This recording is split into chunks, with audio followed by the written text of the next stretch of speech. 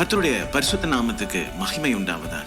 கர்த்தர் நல்லவர், அவர் கிருபை என்றும் உள்ளது. இன்றைய நம்பிக்கையின் விதைகளோடு உங்களை சந்திப்பதில் மகிழ்ச்சி அடைகிறோம். யோவான் 10ஆம் அதிகாரம் 4-5 வசனங்கள். அவன் தன்னுடைய ஆடுகளை வெளியே விட்ட பின்பு அவைகளுக்கு முன்பாக நடந்து போகிறான். ஆடுகள் அவன் சத்தத்தை அறிந்திருக்கிறபடியினால் அவனுக்கு பின் செல்லுகிறது. அந்நியருடைய சத்தத்தை அறியாதபடியினால் அவைகள் அந்நியனுக்கு பின் செல்லாமல் அவனை விட்டோடி போம் என்றார்.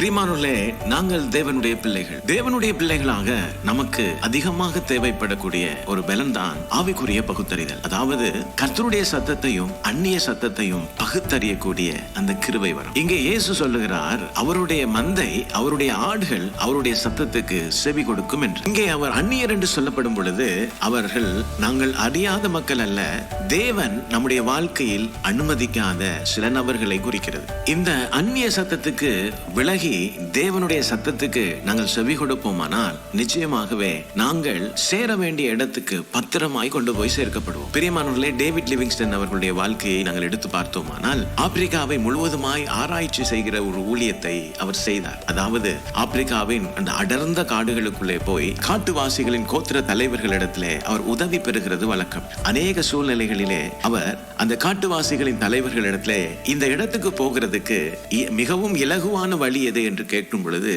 அந்த காட்டுவாசி தலைவர்கள் ஒரு சில வழிகளை அவருக்கு காண்பிப்பார்கள். ஆனால் டேவிட் லிவிங்ஸ்டன் அவர்கள் என்ன செய்வார் என்றால், அவர் ஜெபத்திலே அமர்ந்து கர்த்தரிடத்திலே அந்த பகுத்தறியக்கூடிய அந்த கிருபை வரத்தை கேட்டு வாங்கி அந்த பாதையை ஆண்டவருடைய சமூகத்திலே வைத்து ஜெபிக்கும் பொழுது கர்த்தர் வேறொரு பாதையை காண்பிப்பார். அந்த பாதையை அவர் பற்றி கொண்டு உறுதியாக அந்த காட்டுவாசி தலைவன் அந்த காண்பித்த பாதையை நிராகரித்து அவர் கர்த்தர் காட்டின பாதையிலே போய் அந்த இடத்துக்கு சேருவாராம். காலங்கள் போன பின்பு அவர் கண்டுகொண்ட ஒரு சத்தியம் தான், அவருக்கு அந்த இலகுவாய் போய் சேரலாம் என்று அந்த காட்டுவாசி தலைவர்கள் காண்பித்த பாதைகள் எல்லாமே கன்னிகள் வைக்கப்பட்ட இடம். அதாவது அவருடைய ஜீவனுக்கும் அவருடைய ஊழியத்துக்கும் வைக்கப்பட்ட கன்னிகளாகவே இருந்ததாம். Praise the Lord.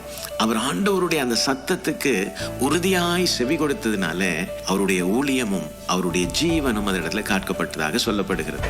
பிரியமானவர்களே, இன்றும் கர்த்தருடைய சத்தத்தை எங்களுடைய வாழ்க்கையிலே நாங்கள் அனுதினமும் கேட்போம் என்றால் நிச்சயமாகவே நமக்கு முன்பாக இருக்கிற பாதையிலே நாங்கள் வலுவாமல் நடக்கிறதுக்கு அது போதுமானதா இருக்கிறது. கர்த்தர் இந்த வசனங்களோடு உங்களை ஆசீர்வதித்திருப்பார் என்று நான் விசுவாசிக்கிறேன். தொடர்ந்தும் பைபிள் மேரத்தன் வேத தியான பகுதிகளோடு இணைந்து கர்த்தருடைய ஆசீர்வாதத்தை பெற்றுக்கொள்வோம். இந்த நாளிலே கர்த்தருடைய சத்தத்துக்கு செவி கொடுக்கிறதுக்கு முயற்சி செய்வோம். ஜெபத்திலே உறுதியாய் தரித்திருப்போம். கர்த்தருடைய ஆராதனையிலே முழு உள்ளத்தோடு அவரை நாங்கள் ஆராதிப்போம். அவரோடு இருக்கிற அந்த உறவை நாங்கள் காத்துக்கொள்வோம். கர்த்தர் தாமே உங்களை இந்த நாளில் ஆசீர்வதிப்பாராக. God bless you.